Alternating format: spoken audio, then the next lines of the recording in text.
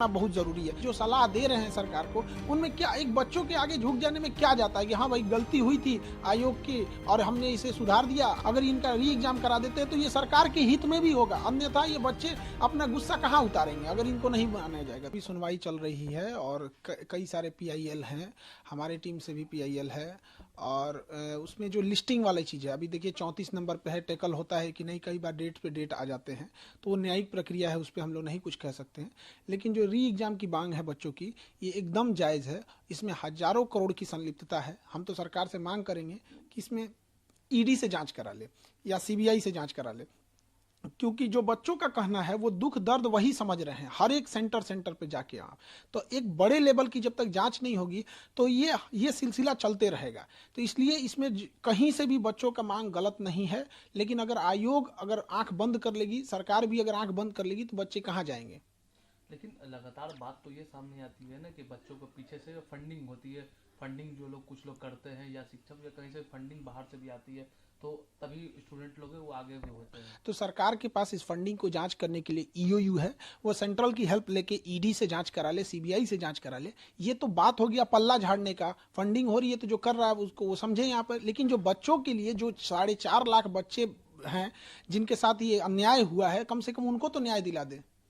क्या लगता है कि जो री एग्जाम की मांग है उसको लेकर तो फिर बाधा बीच में फिर बन कौन रहा है? देखिए इसमें कई तरह की चीज़ें हो गई यहाँ पर, लेकिन हम इतना ज़रूर कहेंगे कि हमारी हाथ जोड़ के विनती है दीपक सर से कि थोड़ा आप बच्चों के लिए कर दे, कृपा करें एकदम यहाँ से, क्योंकि आप अगर वो चाहेंगे तो ज़रूर इस चीज़ों को होगा, सरकार तक वो सबसे जल्दी बात पहुँचा सकते हैं और वो कोऑर्डिनेट भी अच्छे से कर सकते हैं। लेकिन अगर एक हो गया कि उनसे आदमी जीवन भर में कभी उनसे कहाँ कुछ बोला है, कोई विद्यार्थी उनसे क्या किया है, लेकिन एक विद्यार्थी की ओर से भी हम कह रहे हैं कि दीपक जो सर से अभी हाथ जोड़ के विनती है कि अगर इन बच्चों का अगर वो री एग्जाम करा देते हैं तो एक तरह से उनको लिए हमेशा जिंदगी भर बच्चे उन्हें भी याद रखेंगे। और ये जो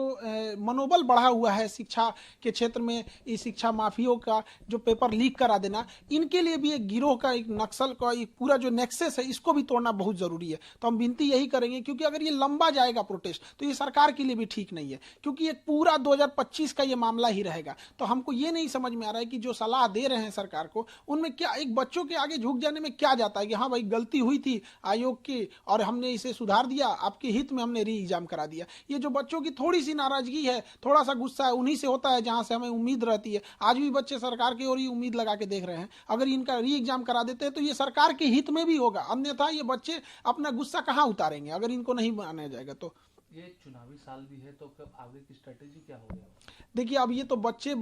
इतनी बड़ी संख्या में जो इनके साथ अन्याय हुआ है, अब ये बच्चे लाखों की संख्या में धरना देने जा रहे हैं। अब इन बच्चों का कोई राजनीतिक लाभ उठाएगा तो इसमें क्या बच्चे क्या करेंगे, किसी को थोड़े भगाएंगे सब यहाँ। तो लेकिन अब राजनीतिक लोगों से भी या बच्चों से भी कहते हैं कि ये आंदोलन शुद्ध रूप से बच्चों का था, विद्यार्थियों लोगों से भी कहते हैं कि शुद्ध रूप से ये विद्यार्थी का ही आंदोलन होना चाहिए, तभी जाके हम लोग की सफलता मिलेगी। क्योंकि डायरेक्ट जो अगर देखेंगे स्टेक होल्डर तो बच्चे हैं, इनडायरेक्टली हम लोग हैं, क्योंकि हम लोग उन्हें पढ़ाते हैं, उनके साथ अन्याय होता है तो हम लोग उनकी आवाज बन के एक संगठित कर देते हैं, लेकिन इसका डायरेक्ट स्टेक होल्डर वो बच्चे ही हैं। लेकिन अगर आंदोलन लंबा खींचते जाएगा तो सरकार आंख बंद करके रखेगी तो बच्चे कहाँ जाएंगे। वो कोई प्रदर्शन करने का ट्रेनिंग लेके नहीं आए, उनकी दिल की तकलीफ है जो वहां पे इतने देर से रुके हुए हैं। लेकिन बीच में तो कुछ पॉलिटिशियंस है वो भी तो इन्वॉल्व हो जाते हैं। अब वो चीजें साइड हो गई हैं, अब सरकार को इस पे संज्ञान ले लेना चाहिए और बच्चों का री एग्जाम करा देना चाहिए। अन्यथा हम लोग का तो एक ही मांगे, हम लोग री एग्जाम लेके रहेंगे। और अगर हम री एग्जाम नहीं लेते हैं तो हम बच्चों, अगर सरकार कहती है कि हम री एग्जाम नहीं लेंगे तो हम पूरे बिहार में यही कहेंगे ना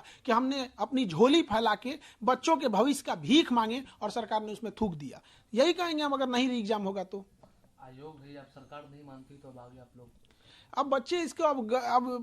जहां जहां प्रोटेस्ट करना होगा, अब फिर क्योंकि अभी बच्चों की परीक्षा है, 6 महीना बाद सरकार की परीक्षा होगी, तो इन बच्चों की नाराजगी लेके सरकार कहाँ जाएगी, इसलिए इनका री एग्जाम करा देना चाहिए। आपको लगता है कि चुनावी वर्ष अगर नहीं लगता, हमें पूर्ण विश्वास है कि अब री एग्जाम होगा। और ये हम बच्चों के लिए भी कहते हैं कि अब बहुत जल्दी हम जो बच्चे हैं इनका मेहनत बर्बाद नहीं जाएगा, इनकी मेहनत रंग ला रही है, ये अपने मुकाम तक पहुंच चुके हैं और बहुत जल्दी सरकार पॉजिटिव डिसीजन, हमको जहां तक लगता है कि बच्चों का व्यर्थ जाने नहीं देगा। बीच में थोड़ा सा गड़बड़ हो गया था ये सब, अब देखिए किसी बच्चे किसी पॉलिटिक्स को नहीं लेके आते, वो तो पढ़ने वाले बच्चे हैं, उनके पास इतना भी पैसा नहीं रहता कि गर्दनी बाग जाके प्रोटेस्ट कर सके। कितना